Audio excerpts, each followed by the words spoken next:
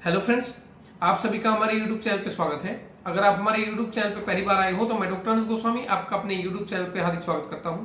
Friends, मलद्वार के अंदर जितनी बीमारियां हैं या इससे जुड़े जितने भी लक्षण होते हैं उन सबको समय समय पे हम आपके सामने लेके आते रहते हैं और हमारी कोशिश ये होती है फ्रेंड्स कि मलद्वार के रोग को लेके, क्षार सूत्रा को लेके समाज के अंदर जितनी भी भ्रांतियां फैली हुई है वो पूर्ण रूप से खत्म हो सके।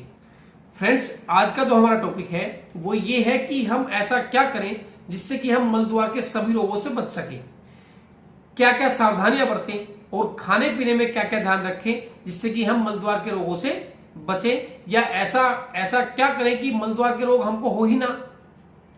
ठीक है फ्रेंड्स, चलिए आज कुछ ऐसी महत्वपूर्ण बातों के बारे में बात करते हैं जिसको करने से आपको मलद्वार के रोगों से 100% निजात मिल सकती है। अगर आपको किसी भी तरह की समस्या है तो इस तरह के कार्य करने से आप इस तरह के रोगों से जीवन भर के लिए बच सकते हैं। चलिए फ्रेंड्स, शुरू करते हैं अपनी वीडियो।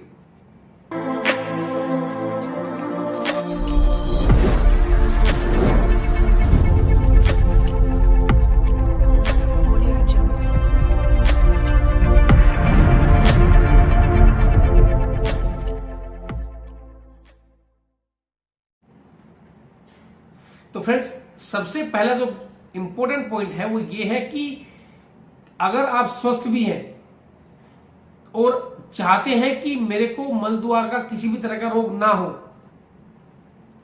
तो सबसे इंपॉर्टेंट और सबसे पहली बात यह कि लंबी ड्राइव और लंबी सीटिंग करना और लंबी ड्राइव करना, इन दोनों चीजों से एक स्वस्थ आदमी को भी बचना चाहिए। क्योंकि लंबी ड्राइव और लंबी सीटिंग करने से कभी कभी क्या होता है कि हमारे ग्लूटियल रीजन के ऊपर, हमारे मलद्वार के ऊपर या हमारे इस्टोरेक्टल फोसा के ऊपर जो हमारा ग्लूटियल रीजन होता है उनके ऊपर प्रेशर पड़ने की वजह से कभी कभी इंटरनली एब्सेस क्रिएट हो जाता है, जिसको हम बाद में फिस्टुला की तरह से ट्रीट करते हैं। ठीक है, तो लंबी सीटिंग लंबी ड्राइव बिल्कुल नहीं करना, और लंबी सीटिंग लंबी ड्राइव करने से कभी कभी पेशेंट को मलद्वार के अंदर से पाइल मास का साइज बढ़ता चला जाता है और वो मोशन के रास्ते से बाहर निकलने लगते हैं। फर्स्ट ग्रेड के बाद सेकंड के बाद थर्ड के बाद फोर्थ। तो ऐसी कंडीशन बनने के बाद भी पेशेंट को बहुत ज्यादा दिक्कत बन जाती है। अगर आप स्वस्थ भी हैं तो भी ध्यान रखें कि लंबी सीटिंग और लंबी ड्राइव आप ना करें। अगर आपको कभी लंबा सीटिंग करना पड़े तो आप आधा घंटे गैप में एक बार थोड़ा टहल लिया करें, और लंबी ड्राइव करना पड़े तो आधा घंटे या 1 घंटा ड्राइव करने के बाद 10 से 5 मिनट का आप गैप जरूर दें। सबसे पहला पॉइंट। दूसरा पॉइंट यह है कि फ्रेंड्स की बहुत से पेशेंट ऐसे होते हैं खाने पीने का ध्यान रखते नहीं है और चाहते हैं कि मेरे को किसी भी तरह की समस्या ना हो। तो जो पेशेंट मलद्वार के रोगों से बचना चाहते हैं उनके लिए बता दें कि जितना भी फास्ट फूड, पिज्जा, बर्गर, चाट, पकोड़े, मिर्च मसाले होते हैं उनको कंप्लीटली आप अवॉइड कर दें। या बहुत से पेशेंट जो नॉनवेज खाते हैं, बहुत ज्यादा अति मात्रा में खाते हैं, मैं ये नहीं कहता कि कभी ना खाएं, कभी कभी ले सकते हैं, जैसे ओकेजनली होता है कि बाहर कभी गए, ओकेजनली आप ले सकते हो, लेकिन excess of everything is bad, ये बहुत बड़ा सत्य है और इसको आप झुटला नहीं सकते। तो अति करोगे तो उसको भुगतोगे, जैसा खाओगे ऐसा ही जाओगे, ये भी तो बहुत बड़ा सत्य है। तो जैसा आप खाओगे उसका खामियाजा आपके मलद्वार को भुगतना पड़ेगा।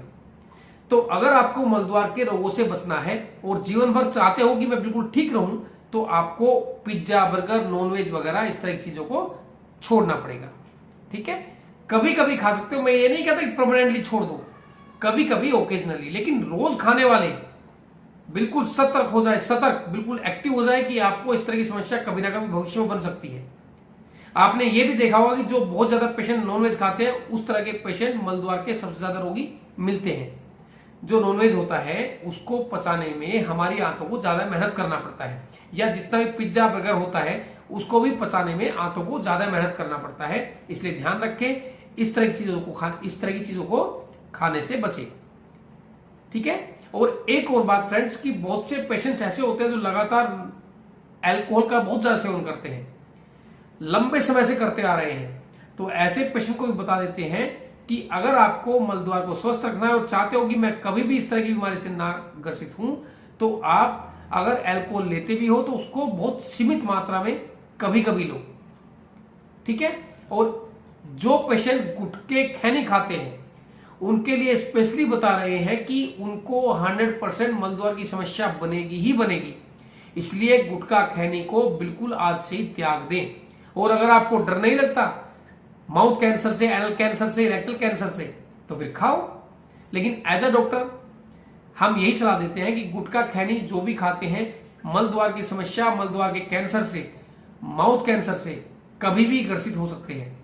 इंटरनली आंतों के अंदर घाव से, जिसको हम अल्सर बोलते हैं, इंटेस्टाइनल अल्सर बोल देते हैं, इस तरह के घाव से कभी भी ग्रसित हो सकते हैं। अल्सरेटिव कोलाइटिस से कभी भी ग्रसित हो सकते हैं। तो इसलिए इस तरह की चीजों से हमेशा के लिए बचें। ठीक है फ्रेंड्स, तो आज तो हमारे वीडियो में इतना ही है। अगर आपको हमारे द्वारा दी गई जानकारी अच्छी लगती है तो हमारे चैनल को लाइक करें, सब्सक्राइब करें, कमेंट करें। किसी भी तरह की आपकी क्वेरी हो तो जय हिंद, जय भारत।